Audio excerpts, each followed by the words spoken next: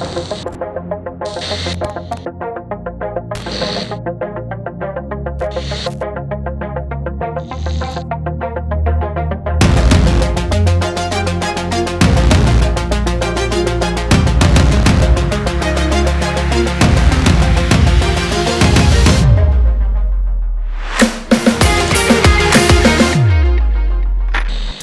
if there was no system of justice? What if we didn't have courts or judges? What would our world look like? Would we be better off if there was no system to right the wrongs that people commit against each other? Does wrong deserve to be punished? If wrongs were not punished, what would that look like for us? Would we have riots in the streets? Would we be able to sustain ourselves and gather the bare necessities without the constant threat of somebody trying to take those away from us? Would we have the freedom that most of us enjoy today? Or would we be indentured to servitude of somebody else without the hope of escaping their rule? It seems to me it would be a battle between the biggest and the strongest against the weakest and the smallest. Or it would be a race to subjugate anybody else to see who can get the biggest stick. When God looked at the evils that people were doing in Noah's age, God regretted making humans in the first place. One thing that's amazing about this statement is God is omniscient and lives outside of time. And so God knew exactly what these people were going to do before creation began. And even though he knew of these events before they were going to happen and before he started creation, due to his loving and caring nature, he decided to create us anyways. God simply couldn't create us without the capability to be able to make our own decisions, even if those things are evil. Or else he wouldn't be loving. He'd be creating robots instead of free-willed, free-thinking individuals. Those free-willed and free-thinking individuals having the choice to be able to follow him or not. During this period, God sends a flood to wipe out everyone except for Noah and his family.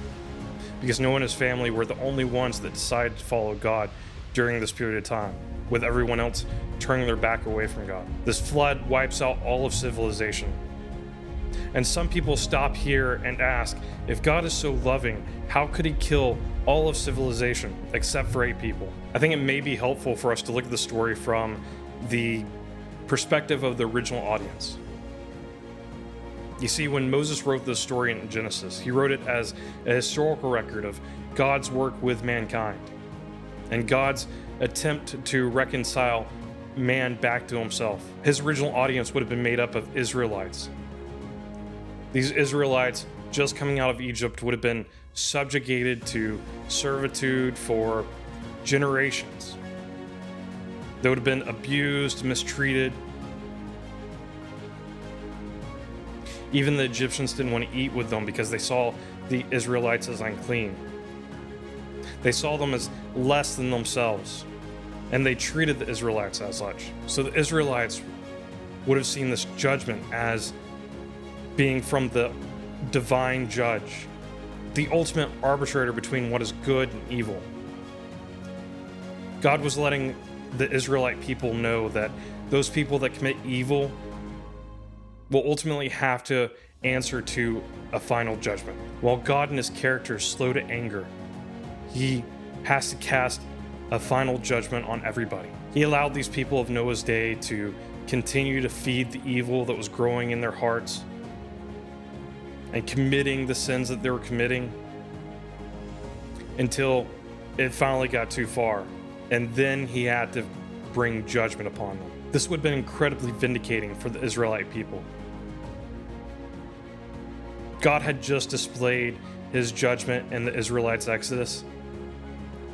But this story shows further how justice is a part of God's character. If God vindicates the innocent by casting judgment on the guilty, then society can live in peace. This is either incredibly good news for us today or incredibly bad news. If we only want to live for ourselves and not care about our neighbor, not care about those around us, or care about peace, then we should know that we ultimately have to answer to a final judge. However, if we want to submit to the one that defines good, if we want to live our lives in a way that's peaceable towards everyone around us, and that's in line with the will of that arbitrator of good, then that's incredibly good news for us. And our selves will be vindicated within his justice. However, none of us are innocent. We've all wronged people around us, and we have all wronged God in some way. As Paul writes in his letter to the Romans, he says, "For the wages of sin is death, but the free gift of God is eternal life in Christ Jesus our Lord." All of us deserve physical and spiritual death because of the wrongs that we've committed. However, God gave us a way to ultimately be reconciled with him through the sacrifice of his Son, Jesus Christ. Jesus took the punishment that we deserve to right the wrongs we committed and wipe the slate clean in God's register of offenses. All that is required on our part is that we put our faith in God and that we submit ourselves to him and his Son. Then we will receive the grace that Jesus has given to us and be completely reconciled with God, no longer facing the judgment of a spiritual death. Please continue to follow along with me as we learn more about this God and his character and his loving nature. May God keep you and bless you. Really quick, before you go, let me explain why I felt led to start this channel. When talking to Pilate, Jesus said, "I have come into the world to bear witness to the truth. Everyone who is of the truth listens to my voice." Pilate responds by asking, "What is the truth?" It's evident that a lot of people are still asking this question almost 2,000 years later. And while we live in an amazing time with the wealth of the world's knowledge available in the palm of our hands, there's often too much information, leaving people unable to process what's true and what's not true. Paul describes such times in this way when he writes his second letter to his disciple Timothy: "Always learning and never able to arrive at a knowledge of the truth."